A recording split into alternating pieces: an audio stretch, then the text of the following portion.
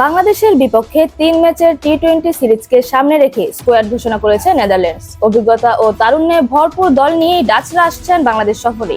তাই এশিয়া কাপের আগেই এই সিরিজে কঠিন পরীক্ষায় দিতে হতে পারে বাংলাদেশকে।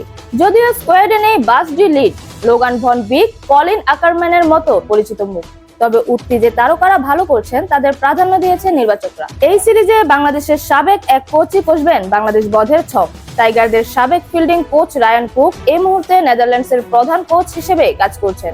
এছাড়া কোচিং প্যানেলে আরো আছেন সহকারী কোচ রায়ান ভন নিকার্ক ও Heino Kuhn, strength and conditioning coach Dean Moonsamy, physiotherapist Lorenzo Meyer, team manager Davy Baker ও মিডিয়া ম্যানেজার কোরি রুডগার্স।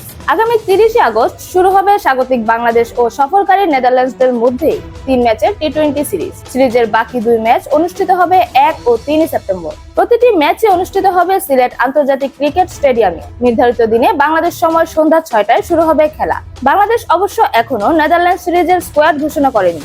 এদিকে এশিয়া কাপের দল ঘোষণার সময়সীমা 22 আগস্ট, তাই 2-1 দিনের মধ্যেই একই সাথে নেদারল্যান্ড সিরিজ ও এশিয়া কাপের দল ঘোষণা করতে পারে বাংলাদেশ। এক নজরে Netherland squad: Max O'Dowd, Vikramjit Singh, Anil Nidamanuru, Scott Edwards, Noah Croes, Saqib Zulfiqar, Ryan Klein, Kyle Klein, Aryan Dutt, Paul van Meekeren, Shariz Ahmad, Ben Fletcher, Daniel Doram, Tim Pringle ও ফ্রেড ক্লাসেন।